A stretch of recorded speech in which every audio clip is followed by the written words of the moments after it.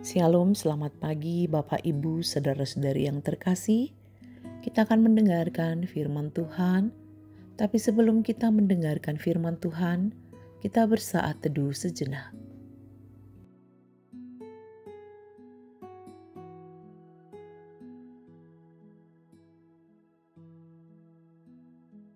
Amin.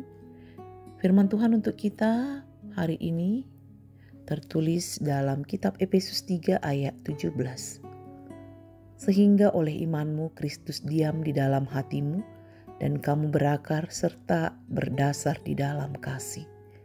Dalam bahasa Batak dikatakan, asa maringanan Kristusi marhiti-hiti haporsiaon di bagasan rohamuna, gabehot hamu marurat jala marujahan di bagasan roha naholong. Demikian firman Tuhan. Kristus diam dalam hatimu. Bapak Ibu saudara-saudari yang terkasih, firman Tuhan ini adalah panggilan untuk hidup dalam iman yang membawa Kristus hadir dalam hati kita, sehingga kita berakar dan berdasar dalam kasih. Efesus 3 ayat 17 ini menyatakan bahwa oleh imanmu Kristus diam di dalam hatimu. Ini menunjukkan bahwa iman adalah jembatan yang memungkinkan Kristus hadir dan tinggal di dalam diri setiap orang percaya. Ketika Kristus diam di dalam hati, hasilnya adalah pertumbuhan dalam kasih. Kasih Kristus menjadi pondasi yang kuat dalam hidup kita, membentuk karakter dan tindakan kita. Untuk bertumbuh secara rohani, kita harus berakar di dalam kasih Allah, merenungkan kebenaran bahwa kita dikasihi oleh Allah yang sanggup melakukan lebih banyak daripada yang kita doakan atau pikirkan. Sungguh dasar yang sangat kuat bagi iman kita untuk menggambarkan bagaimana kasih Kristus menguatkan dan menstabilkan hidup orang percaya, digunakan kata berakar dan berdasar. Seperti akar yang menancap kuat di tanah dan pondasi yang kokoh pada bangunan, kasih Kristus memberikan kekuatan dan keteguhan dalam menghadapi tantangan di hidup. Dengan Kristus yang diam di dalam hati, kita mengalami pertumbuhan rohani yang mendalam.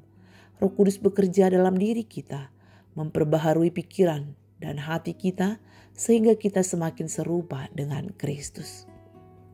Bapak Ibu saudara-saudari yang terkasih, berdiamnya Yesus Kristus di dalam hati para pengikutnya berarti bahwa kasihnya tidak pernah meninggalkan siapapun yang menerima dia dalam hidupnya.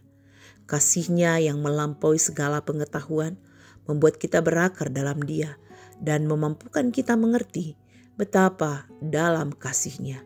Dan kasih Kristus mengubah cara pandang dan cara hidup, mendorong untuk hidup sesuai dengan ajarannya, yaitu mengasihi sesama dan melakukan kehendaknya.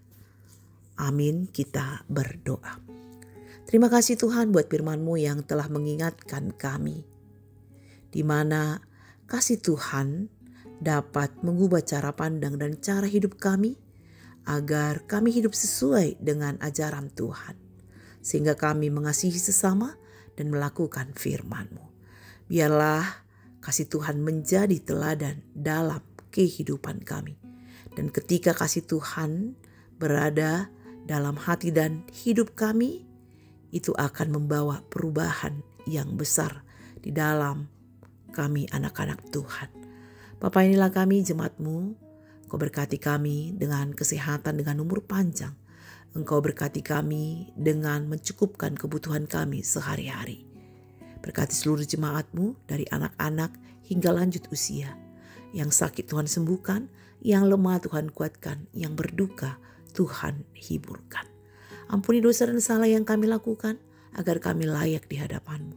Terimalah doa kami, hanya di dalam nama Anak Yesus Kristus kami berdoa dan mengucap syukur.